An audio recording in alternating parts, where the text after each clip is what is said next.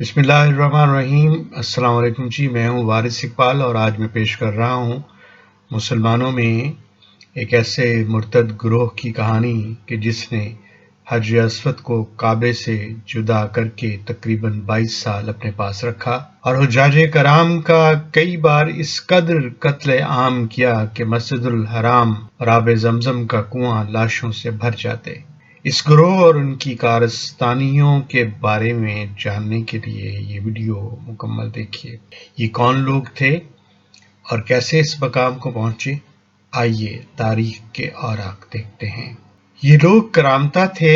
کرامتا لفظ کرمتی کی جمع ہے۔ کرامتا فرقے کی بنیاد ہمدان بن اشعث نے ڈالی۔ عربی میں کرامتا کے معنی چھوٹے چھوٹے قدم رکھ کر چلنا ہے۔ چونکہ ہمدان چھوٹے قد کا شخص تھا اور چھوٹے قدم رکھ کر چلتا تھا، اس لیے وہ کرمت کہلانے لگا۔ ہمدان نے اپنے مخصوص نظریات کے ساتھ عرب کے قبیلوں میں اپنی دعوت کا آغاز کیا اور اپنے داعی مقرر کیے۔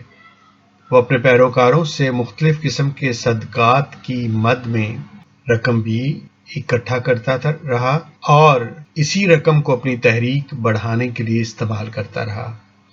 پھر اس نے اعلان کیا کہ کسی کے پاس ذاتی مال و دولت نہیں ہونا چاہیے، بلکہ سب اپنا مال و دولت بیت المال میں جمع کروا دیں تاکہ مالی حیثیت میں سب برابر رہیں، نہ کسی کے پاس کم دولت ہو نہ کسی کے پاس زیادہ ہو۔ یہ ایک ایسا نعرہ تھا یا ایک ایسی کوشش تھی کہ جس کو لوگوں نے پسند کیا، اور ساتھ ساتھ اس نے یہ بھی کہا کہ ہر شخص کو اس کی ضرورت کے مطابق رقم یا مال و اسباب دیا جائے گا۔ اس کے علاوہ اس نے جمع ہونے والی رقم غریبوں، محتاجوں اور ضرورت مندوں پر خرچ کرنا شروع کر دی، اور یہ وہ اقدامات تھے جن کی وجہ سے لوگ جوک در جوک اس کی تحریک کا حصہ بننے لگے۔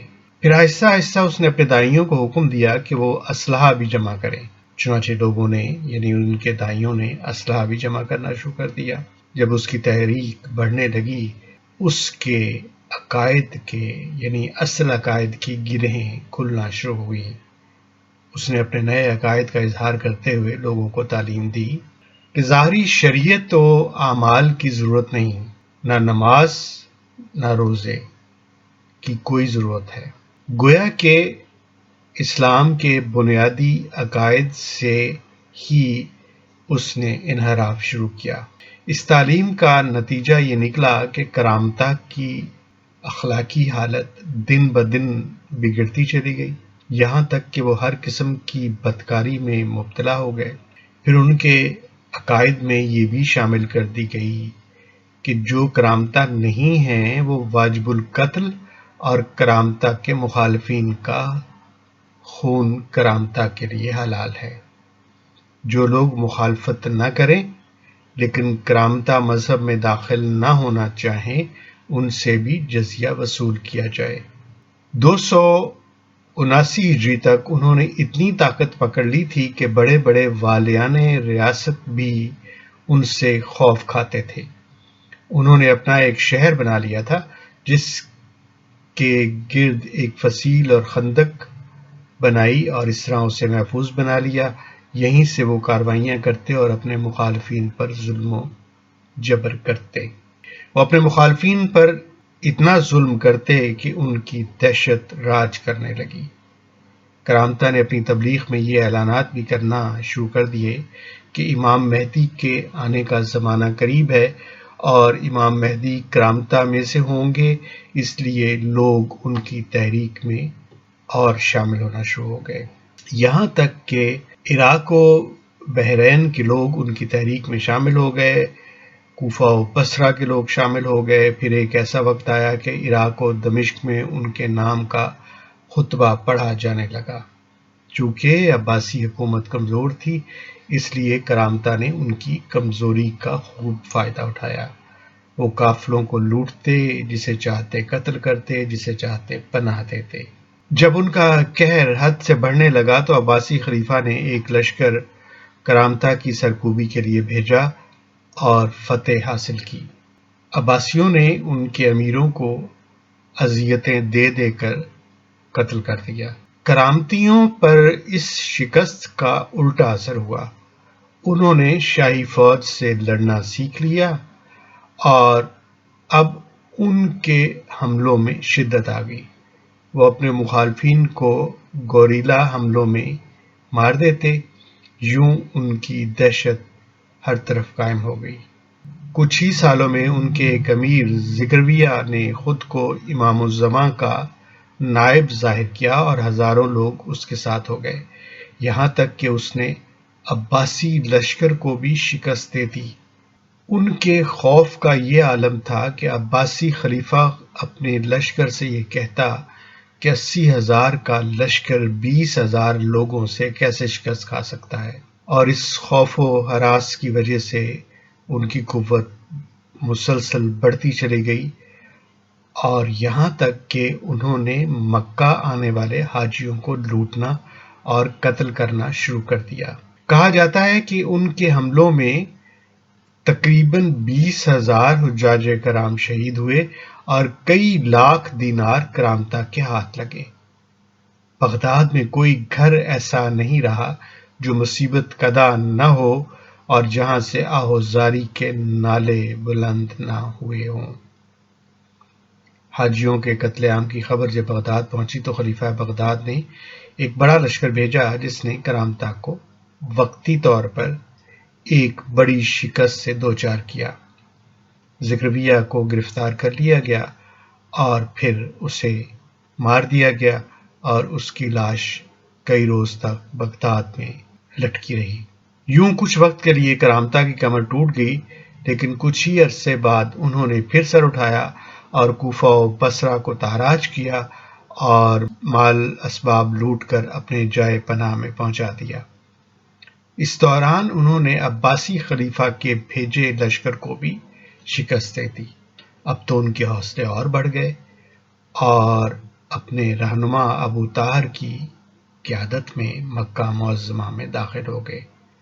ابو طاہر ایک بہت ہی سخت مزاج انسان تھا۔ یہاں انہوں نے وہی کچھ کیا جو کوئی کافر بھی شاید نہیں کر سکتا۔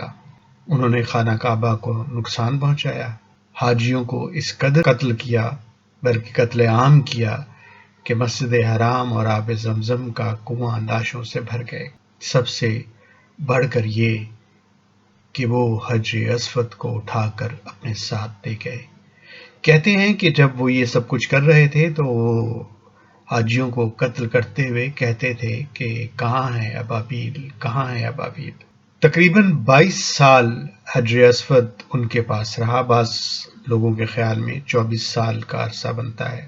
اس دوران فرائض حج رکے رہے، پھر مسلمان کرامتیوں کو خراج یعنی بھتہ دینے لگے اور اس طرح سے کرامتیوں نے بھتہ لے کر انہیں حج کرنے کی اجازت دینا شروع کر دی۔ عباسی خلفاء کرامتا سے حجر اسود مانگتے رہے، لیکن انہوں نے حجر اسود مسلمانوں کے حوالے نہیں کیا۔ پھر عباسیوں نے 30,000 دینار ادا کر کے حجر اسود ان سے واپس لیا اور اپنی جگہ پر لا کر لگا دیا۔ بالآخر عباسیوں نے ایک بڑے لشکر کے ساتھ ان پر حملہ کیا اور انہیں ایک مکمل شکست دے کر ان کا خاتمہ کیا، مگر کرامتا کا ابھی بھی خاتمہ نہیں ہوا، بلکہ وہ سندھ اور ملتان میں جا پہنچے، جہاں انہوں نے ایک مضبوط حکومت قائم کر دی۔ سزا و جزا کے اصول ختم ہو گئے اور اسلامی اصولوں کی جگہ ہر قسم کا گناہ ہونے لگا۔ ملتان جو ان کی سلطنت کا دارالحکومت تھا، فسق و فجور میں ڈوب گیا۔ اس دوران انہیں ہندو ریاستوں کی پشت پناہی بھی حاصل رہی۔ افغانستان اور اس سے ملحقہ بہت سے علاقوں میں محمود غزنوی کی حکومت تھی۔ جب اس تک یہ اطلاع پہنچی تو محمود غزنوی نے سب سے پہلے تو ہندو ریاستوں پر قابو پایا اور اس کے بعد اس نے کرامتا کے خلاف ایسے بھرپور حملے کیے کہ کرامتا کو اپنا وجود برقرار رکھنا مشکل ہو گیا۔ کہتے ہیں کہ ملتان کی گلیاں کرامتا کے خون سے نہا گئیں اور کرامتا کی حکومت کا خاتمہ ہو گیا۔ اس کے بعد کرامتا کا دور ہمیشہ ہمیشہ کے لیے محض تاریخ کی کتابوں کا ایک باب بن کر رہ گیا۔ مالک کائنات سے دعا ہے کہ آپ کے آنگن آپ کے پیاروں کے ساتھ اسی طرح سجے رہیں، بسے رہیں، اور آپ ہمیشہ اسی طرح چہکتے رہیں اور مہکتے رہیں۔ بندہ ناچیز کو اپنی دعاؤں میں یاد رکھیے۔ اللہ حافظ۔